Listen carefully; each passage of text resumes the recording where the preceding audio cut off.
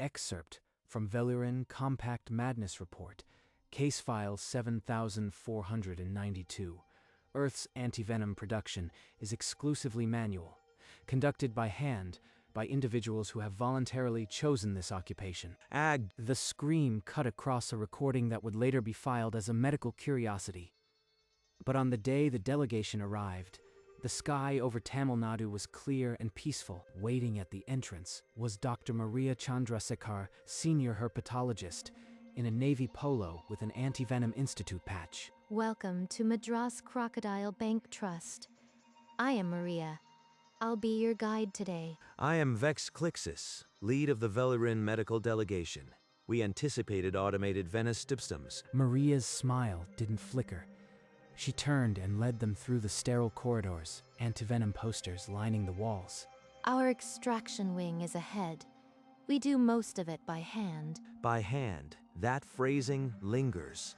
On Velurin, that would be unthinkable. The delegation followed, unaware that the real shock was waiting just behind the next door. They stepped into the production floor, a temperature-controlled clean room, where robotic arms danced around stainless steel vials. 500 vials per hour.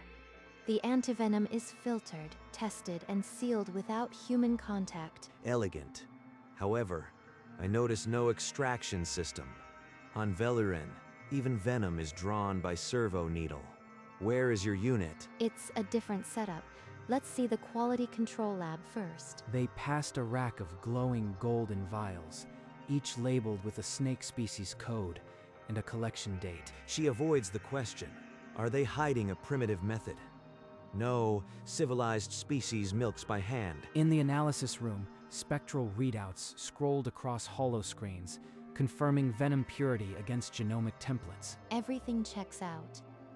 Now, the extraction wing is just ahead. There is no robotic extractor. Then, how do you obtain the raw venom? Maria just smiled, pulled open the heavy door, and led them into a narrow, glass-walled gallery. Beyond the thick pane lay a warm, silent chamber filled with rows of enclosures. Through the observation glass, the extraction chamber was Spartan. A stainless work table, a rack of glass beakers, a roll of translucent latex, no robotic arms, no containment field. This is the extraction site. There is no mechanized unit. Where is the safety containment? No machine, Doctor. Just me. You intend to use your bare hands? On a king Cobra? Maria pulled on nitrile gloves and entered the warm, quiet room. The delegation crowded the window, their breath fogging the glass. She unlatched the first enclosure. Inside, a massive king cobra uncoiled, its hood beginning to fan. Ophiophagus, Hannah. Venom yield can exceed 700 milligrams. A single bite would be lethal. He's a big boy, but he knows the routine. She reached in. The cobra's head rose, tongue flicking. The hood expanded fully.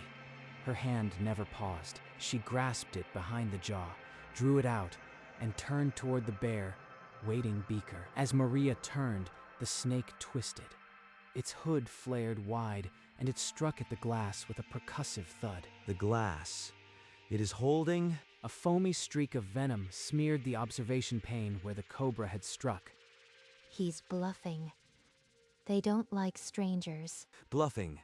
She calls a lethal strike a bluff. Do all humans speak casually of death? The cobra settled, its hood collapsing.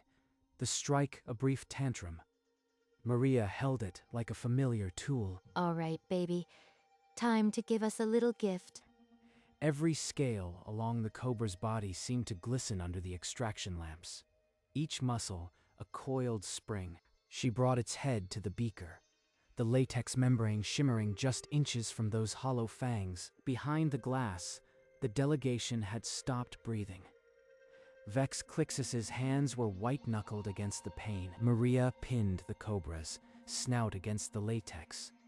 The membrane dimpled inward, stretching taut over the beaker's mouth. Come on, handsome. You've done this 100 times. Just a little squeeze. The cobra struck. Fangs punched through the latex with a wet pop, and a jet of pale golden venom streamed into the glass. That's it. See? This one's a regular. He doesn't get worked up anymore. A regular. She speaks of it like a pet. My nerve endings are screaming. Is this a joke?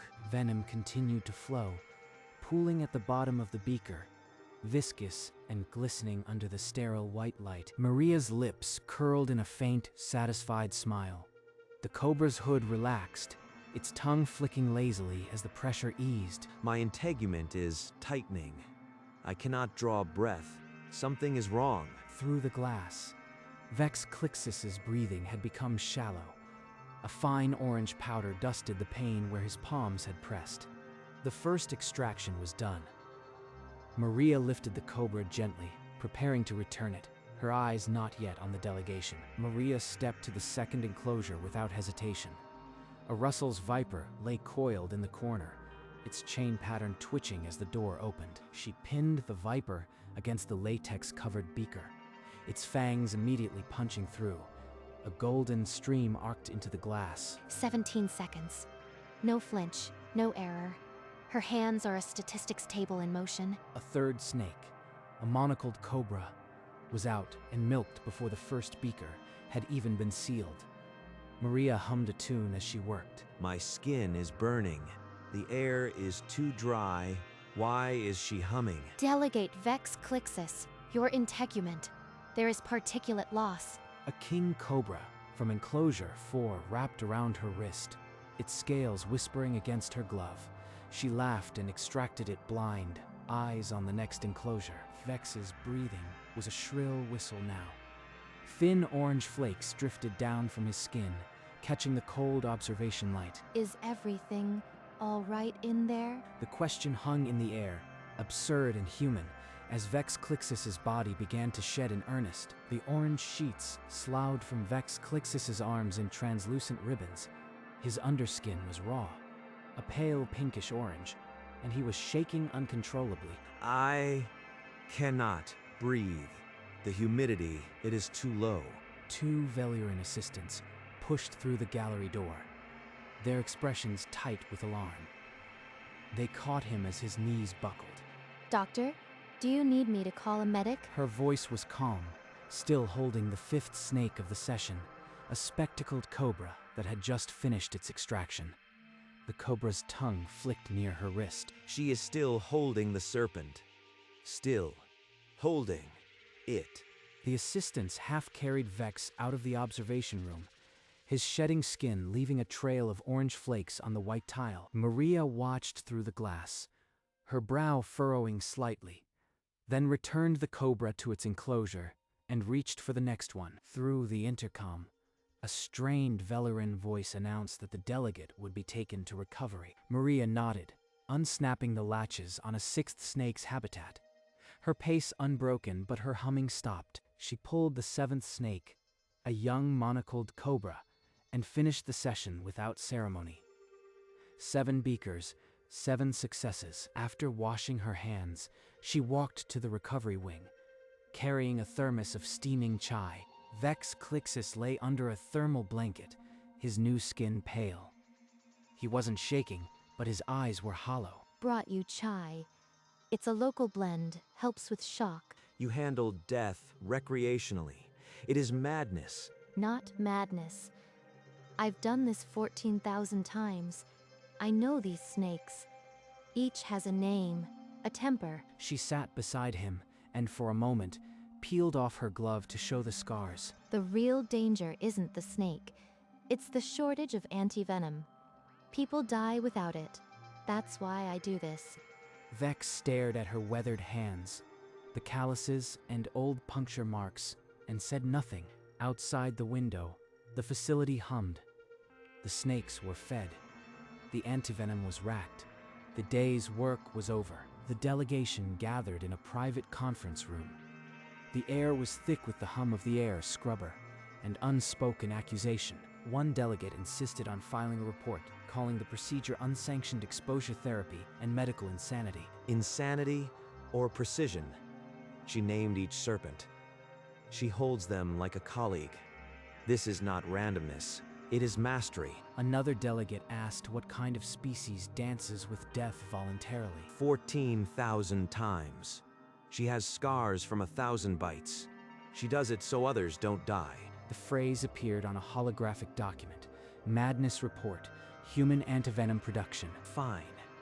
Title it Madness, but the report will also state that these individuals voluntarily choose this. They drafted a preliminary submission, requesting a temporary liaison officer to study the methods further. I will propose that Sophia volunteers. She took notes throughout. She was not afraid. She was not afraid. She was learning. The motion passed. The delegation would not condemn humanity yet. They would send an observer, and the word madness would stick. At dawn, Maria intercepted the delegation in the corridor between the Cobra enclosures. A holographic datapad still glowed with the word madness. Madness report?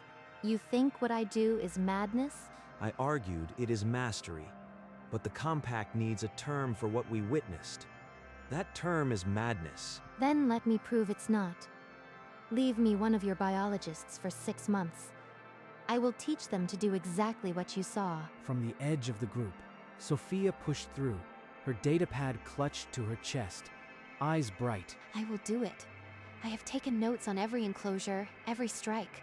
I want to understand this method, not just fear it. She is too young, but her courage is undeniable. Sophia, you will stay as the compact's liaison, learn, and report everything.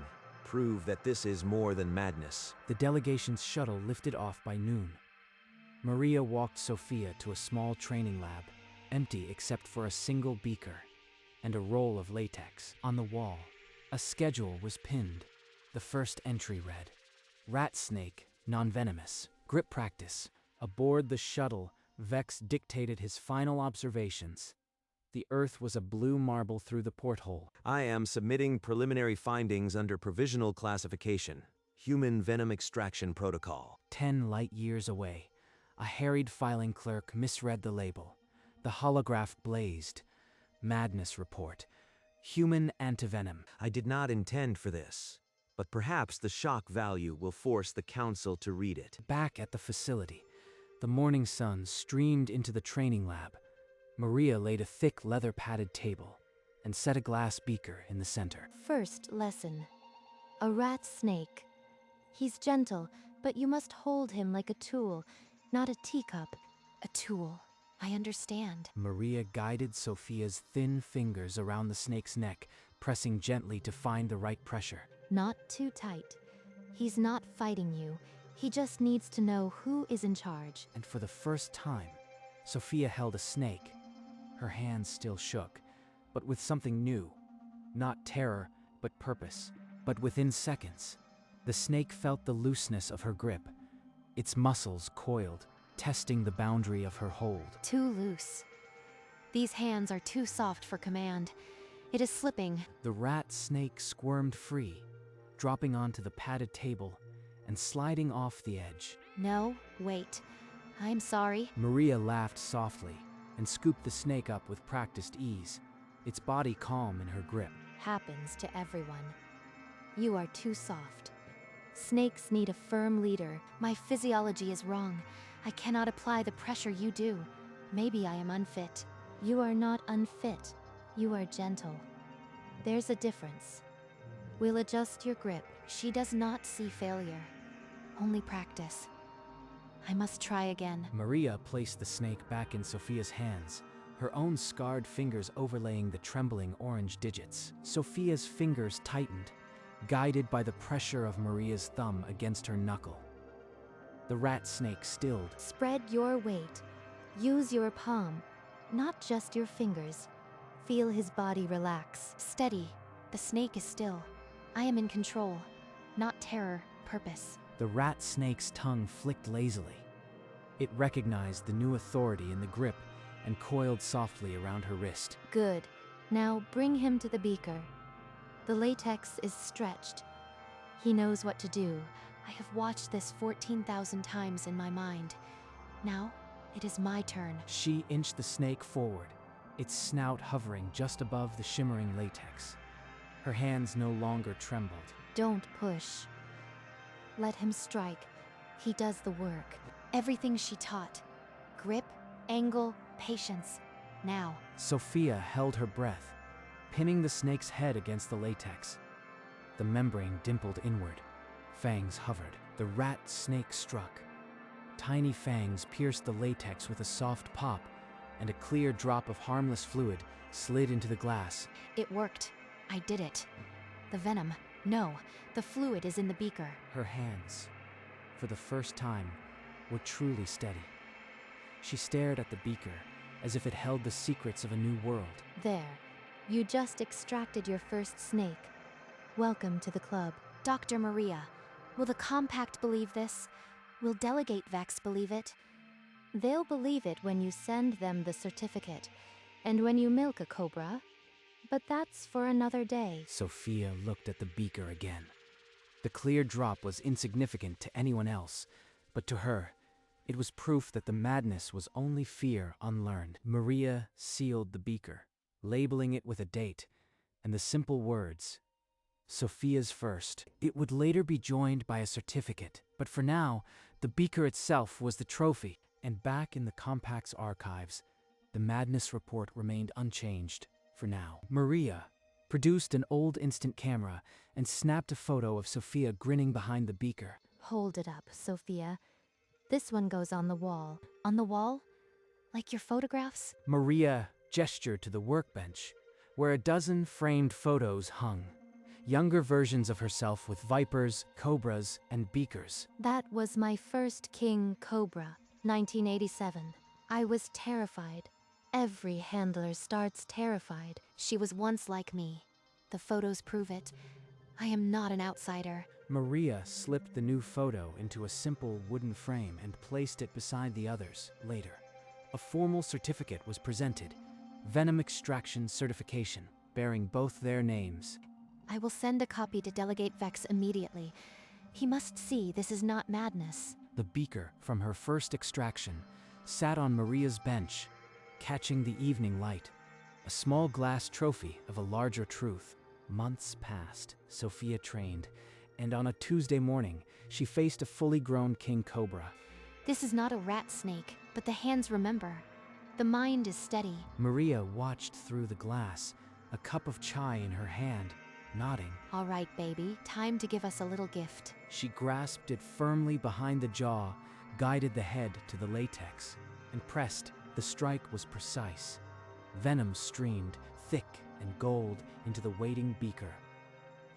Every drop a life saved. Every fear conquered. In the Velarin compact, Vex watched the footage, his new skin tight with something like pride. The report is no longer madness. It is a testimonial. I finalize it now. He read the final line, and it burned into the record. Earth's Antivenom production is exclusively manual, conducted by hand, by individuals who have voluntarily chosen this occupation. The madness report, once a scribal error, now commanded the full attention of the Velarin compact. Delegates who had mocked the title now read the accounts of Sophia's extraction with stunned silence. Within a lunar cycle, the compact voted to establish a permanent herpetology liaison office on Earth. I accept this appointment as a bridge between our species. The venom we collect will save lives on both worlds. Interstellar news feeds celebrated the achievement. Alien pupil overcomes instinct to master human venom extraction. Beneath the English engraving, new Velarin script welcomed visitors from across the galaxy to the Antivenom division. In the extraction room, orange and human hands now moved side by side, unsnapping enclosures, pressing latex, holding beakers. Dr. Maria taught me that the only true danger is standing still when lives are at stake. A firm handshake between species sealed the compact. The madness had become a case study in cross-species collaboration, and on Maria's workbench, the framed photo of Sophia's first extraction still caught the evening light. A year after the report, Maria called a staff meeting. Her hair was grayer now, but her grip on the podium was as steady as ever. I've decided to retire. It's time for someone else to hold the beaker. The room was silent. Sophia's large eyes glistened with sudden moisture. You are leaving? But the snakes know you. We know you. The snakes will learn a new voice. And you, Sophia, have already earned theirs. A simple party followed, cake with a snake design, a crystal plaque for lifetime achievement. Maria unpinned her worn name tag. The name Dr. M. Chandrasekhar faded from years of washing and sunlight. It's yours now. Sophia clipped it to her coat with trembling fingers. The staff applauded, a sound that filled the room like a heartbeat. Maria's eyes were wet, but she was smiling. The work would continue. After the party, Maria returned alone to the extraction room. The afternoon light cut through the glass, painting the enclosures gold. She stopped at the first enclosure, her first king cobra from 1987. The snake lifted its head, tasting the air. Hello, old friend. One last time. She worked without hurry. Grip behind the jaw, gentle pressure. The beaker was old, scratched from years of use. After the last drop, she pressed her forehead lightly to the cool glass of the enclosure. The cobra slid back inside, unbothered. She sealed the beaker and wrote on its label, Maria's last. Then she walked to the observation window and pressed her palm flat against the glass, exactly where Vex Clixis had once leaned. The gallery beyond was empty now, but she could still see the ghosts of their horror and the shape of everything that followed. She turned off the extractor lamp. The room dimmed to amber from the heat lamps above the enclosures. Maria pulled the heavy door shut behind her. The extraction chamber was silent, waiting for morning. In the training lab, Sophia watched a young Villarin student attempt his first extraction. His hands shook. The viper tensed. The viper slipped. The student gasped. Sophia caught it with a calm that mirrored Maria decades ago. Gentle. Firm. They feel your confidence. Through the glass of the observation room, a familiar figure watched. Maria, now a consultant, cupped a steaming chai. She didn't knock. Her presence was felt in the grip of every new handler. The student's fangs pierced the latex, a tiny amber droplet.